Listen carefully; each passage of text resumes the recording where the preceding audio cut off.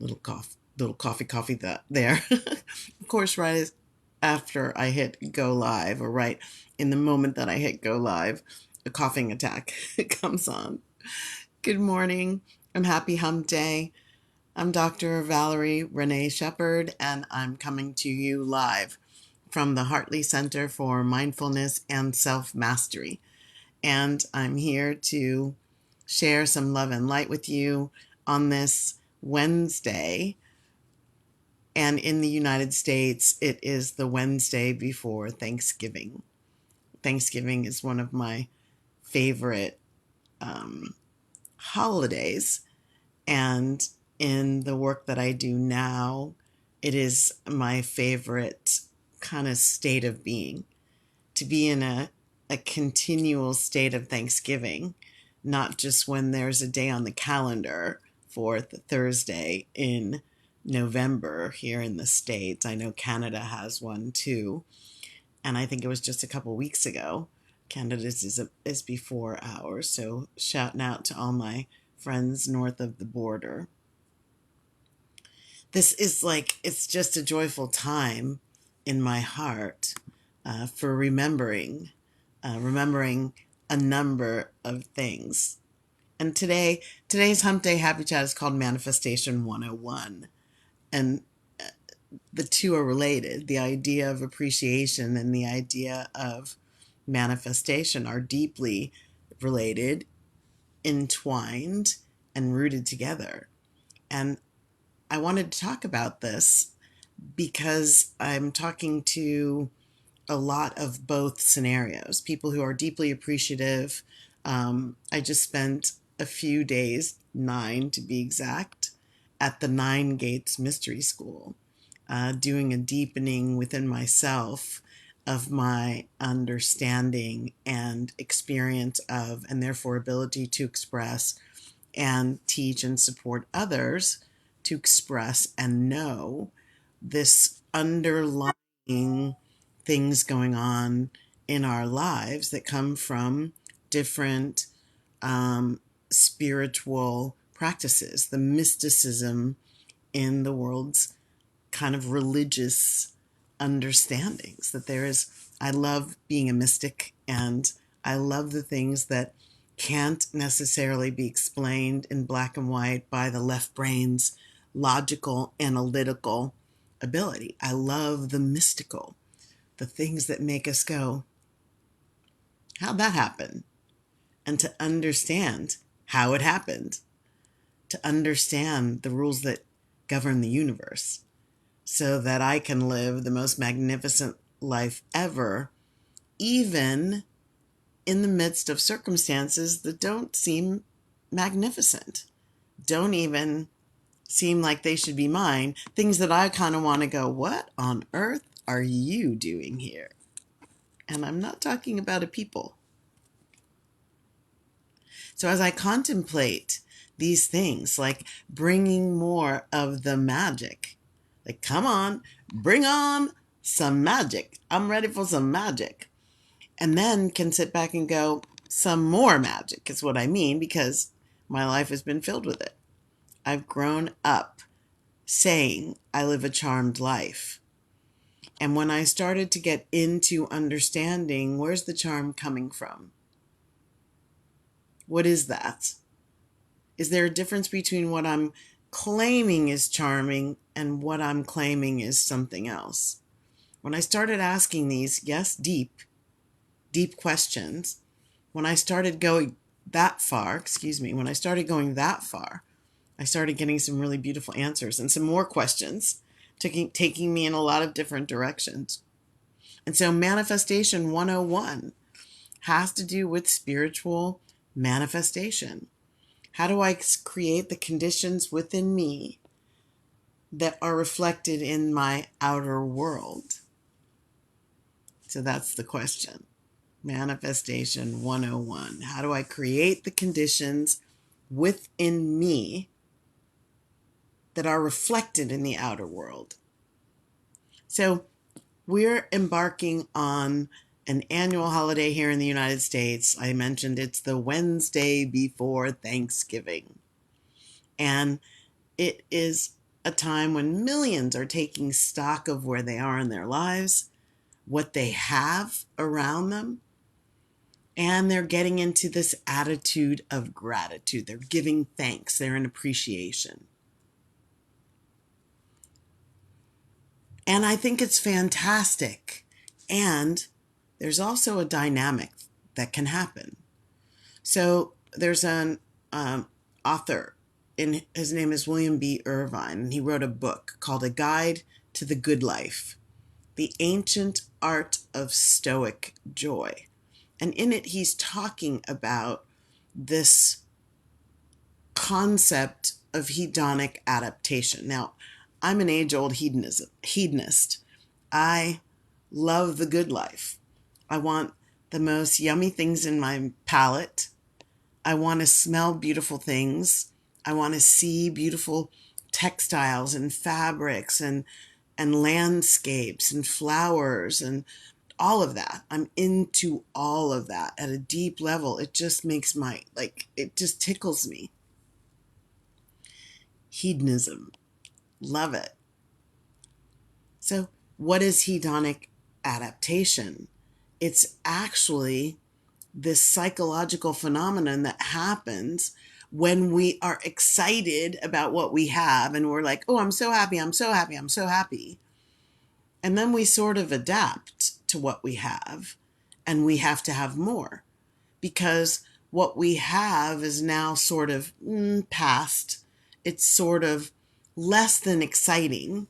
It's sort of mundane because maybe we've been sitting in it for too long. You've noticed potentially, especially if you have children, that they get a new toy and very quickly it's put on the sidelines. It's I have to have it, I have to have it, I have to have it. Then they have it, they play with it for a couple of days and it's put on the sidelines. And that adults, we can be that way as well. We get something new and the shine sort of wears off somewhat quickly. Excuse me. Froggy. Somewhat. What's that about? Well, this is what Mr. Irvine is talking about. Hedonic adaptation. We adapt.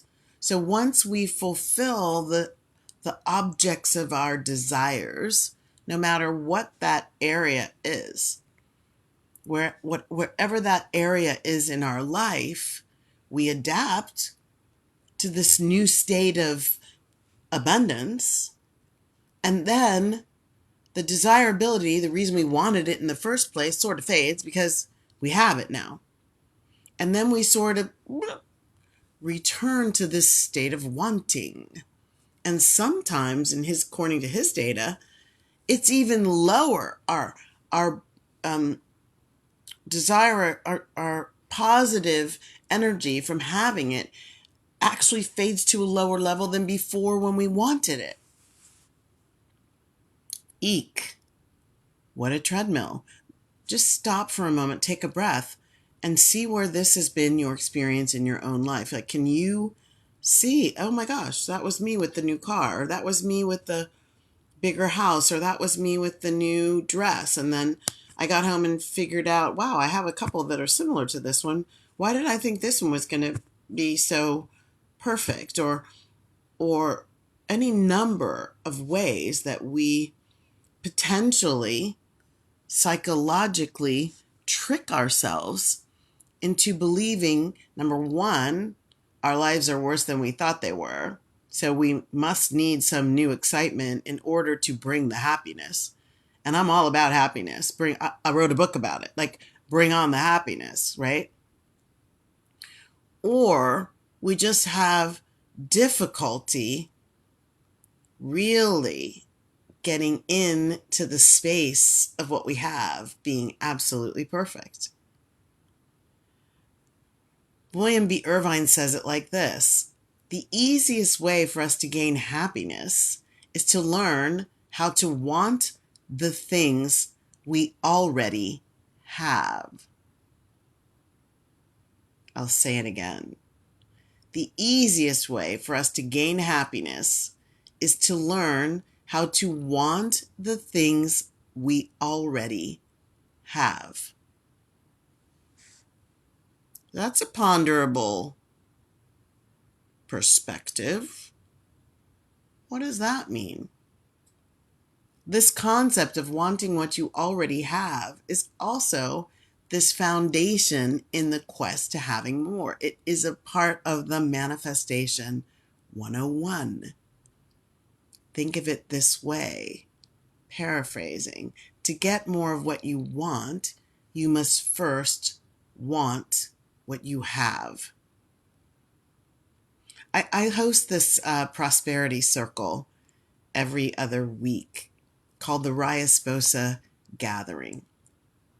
Rayasposa is an ancient Sanskrit word that means increase in property, prosperity, and wealth. And in truth, this is really just a spiritual amplification circle. But that's a story for another day. But one of the centerpieces of what we talk about is manifestation. Everyone's looking for, how do I activate law of attraction, as though it's the key and only way to having more of what we want. It's not, by the way. And there are some really deep principles underlying the activation of law of attraction. And those things need to be in alignment with higher laws. So we do that in the Rayasposa. But here's the piece. We in our circle, and it's a virtual circle, so people are coming in from all over the place. The things we state in our intentions for what we want out loud. And my fellow gatherers are often surprised when they hear me say, well, they're not surprised anymore because I've been saying it for a while, but when they hear me say, as a part of the gratitudes, I'm grateful for everything I have and everything I don't have. I'm grateful for everything I have and everything I don't have. Wait, why would somebody be grateful for what they don't have? They don't have it. So how are they grateful for it? And it's what I put in the little summary of today's Hump Day Happy Chat. That's 360-degree gratitude, rather than what most of us are practicing, most people out there are practicing, is conditional gratitude. So I'm very grateful for the things that I like, the things that quote unquote make me happy. FYI, nothing can do that for you. Nothing out there anyway. I'm grateful for the things that make me happy. I like the good juju.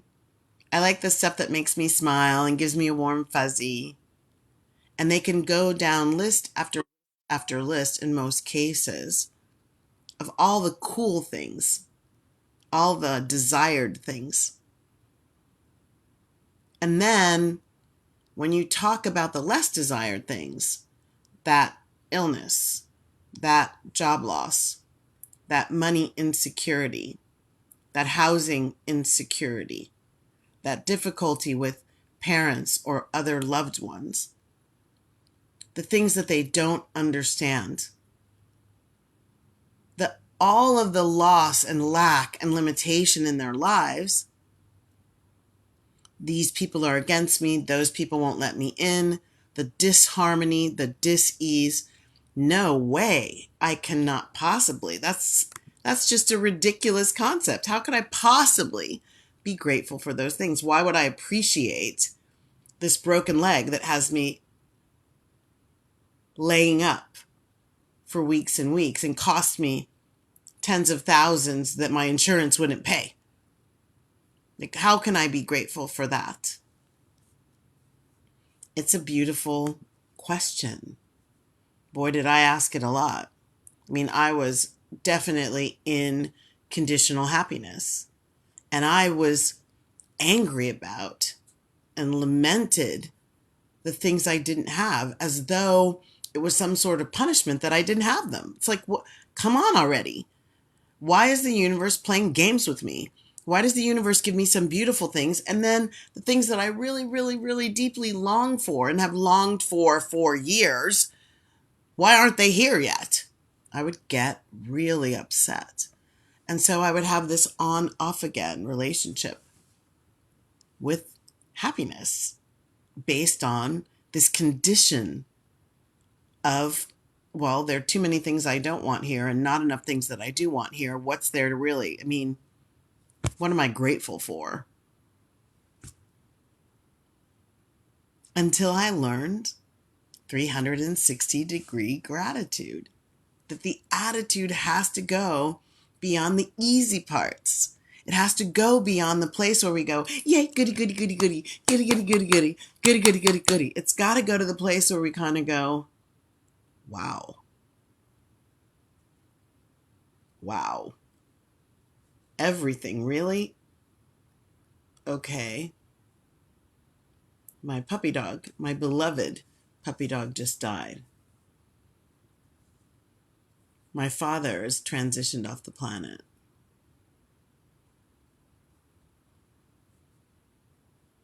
My friends just barely survived a catastrophic fire that took everything they had.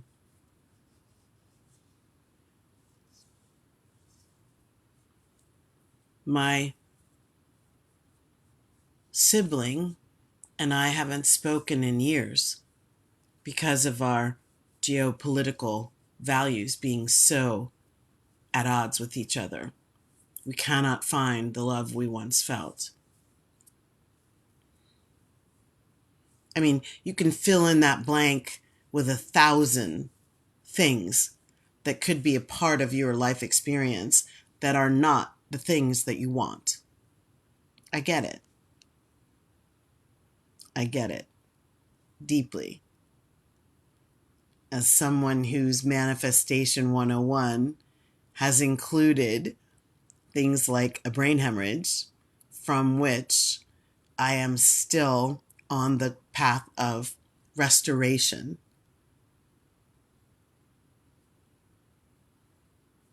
I get it deeply. And there's more.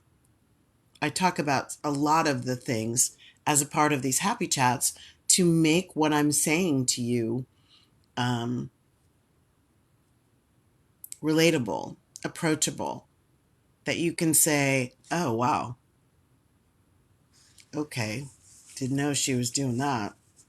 I guess it's not all airy-fairy, Pollyanna. It's really tried and tested and lived experience that she's talking about. My own, my students, and my clients. We've all gone through the shift of from going from conditional gratitude, only being happy for the things we wanted and cursing the things we supposedly didn't, that the universe just shoved down our throats, into this 360-degree attitude of gratitude, grateful for everything. And here's the key. If you remember this one sentence, it will help you with this. How can I be grateful for the things that I don't have? Just remember that some, if not most, of the things you don't have, you don't want. Remembering that some of the things that I don't have, I don't want, fuels my gratitude to be grateful that I don't have them. And you can make the longest list. I probably don't have to go down the things you don't want. Just give yourself a deep breath or two and a couple of moments to think about it, to consider it, to dance with it.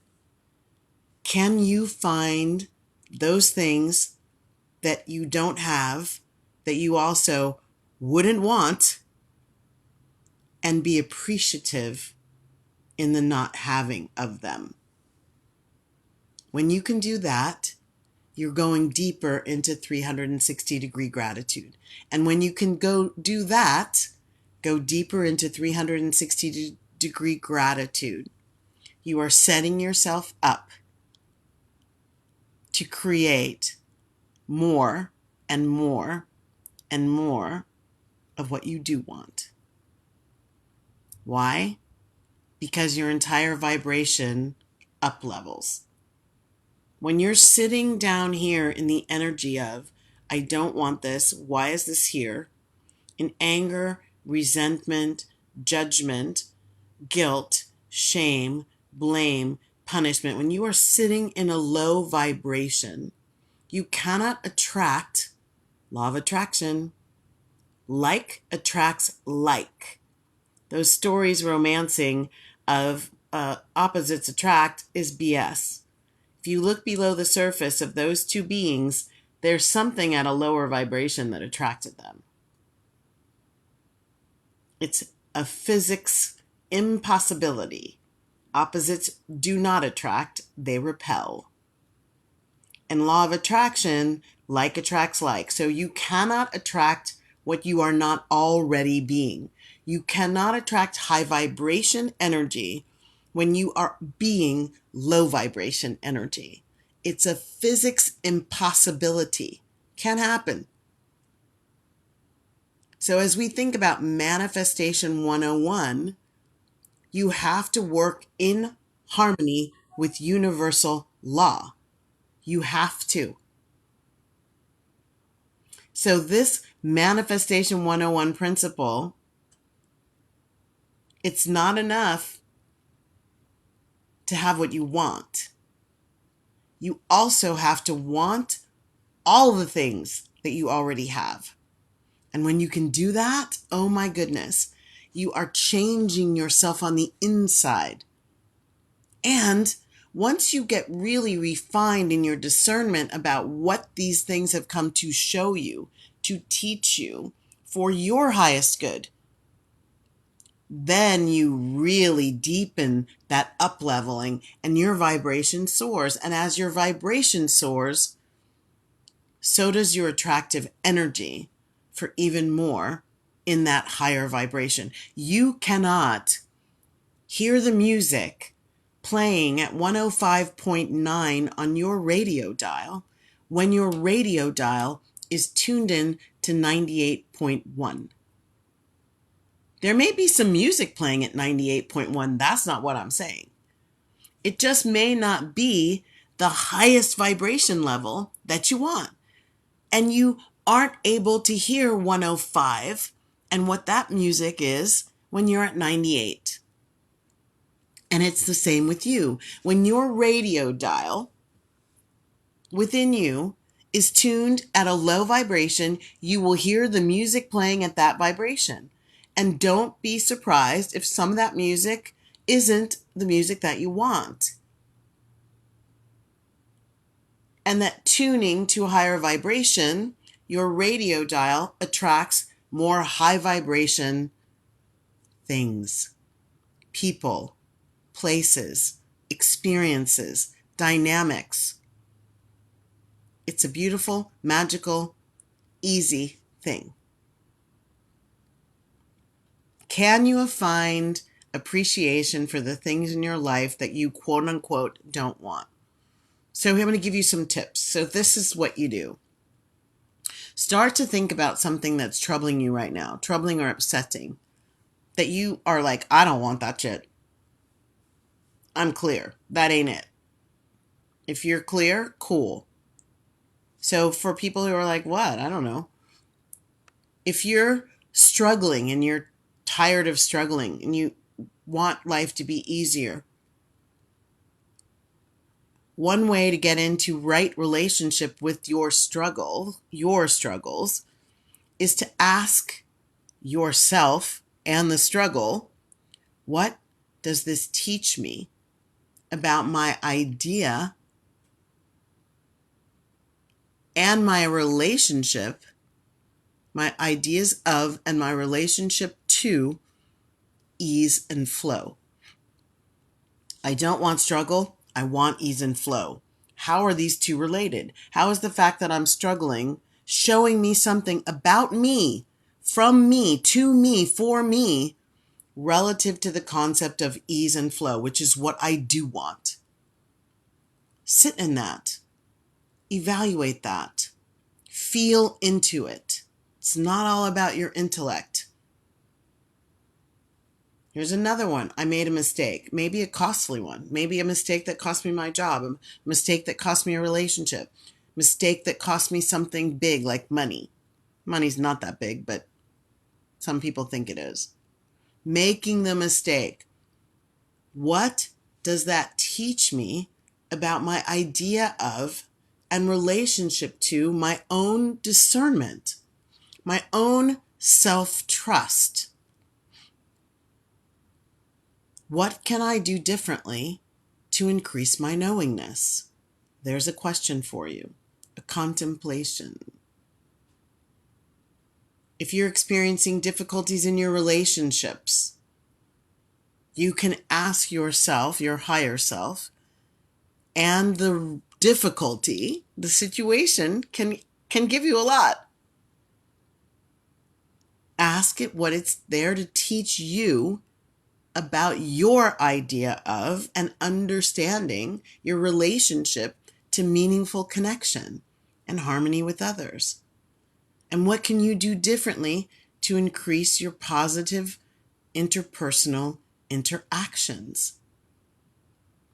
I was doing this in the last 10 days at the Nine Gates Mystery School, and I really discovered that there's a little pocket of pain associated with intimacy. Intimacy is what I teach around that. It was something that was given to me in a different spiritual group that I was in. Intimacy. Intimacy. And I thought I had worked on that and cleared it. And in fact, I am in a different relationship with a new level of understanding about fear of intimacy that may be rolling around beneath the surface of me. What does that do? It has me put on masks. What do masks do? They protect me. People don't get to see the real me. And in which case, I'm attracting people by this mask, and that's not the real me. And so I'm attracting people with energy that isn't working for me. And then, of course, it's not the real me. It's not giving me what I really want. Do you get it? But if I hadn't been able to ask the question, what is this teaching me? These difficulties potentially teaching me? I wouldn't have gotten an answer. And I wouldn't have been able to go into the deeper level of gratitude. Because it's the absence of what I want that gave me an opportunity to see that who I'm being is actually thwarting a deeper level of manifestation and joy. And last, your financial hardships. What do they teach you about your idea of in relationship to the energies of money and financial security? And what can you do differently to increase your experience of abundance? That's it. And on the road to mastery is practice. Every chance you get, practice some level of gratitude, even if you don't understand why or how. Say some sort of thank you, help me understand. Thank you, I'm getting a deeper understanding. An attitude of gratitude for the things you don't want is a part of how you get more of what you do. Many blessings. This is Dr. Valerie Renee Shepard coming to you live from the Hartley Center for Mindfulness and Self-Mastery, where we teach you to master you in your life so that you can exquisitely manage whatever your life brings your way. And we close with the Karanaya Metta Sutra, which is the prayer of loving kindness from the Buddha. May all beings be peaceful. May all beings be safe. May all beings awaken. May all beings be happy. May all beings awaken to the light of their true nature. And may all beings be free. Many blessings in the U.S. Happy, happy, happy Thanksgiving. Bye now.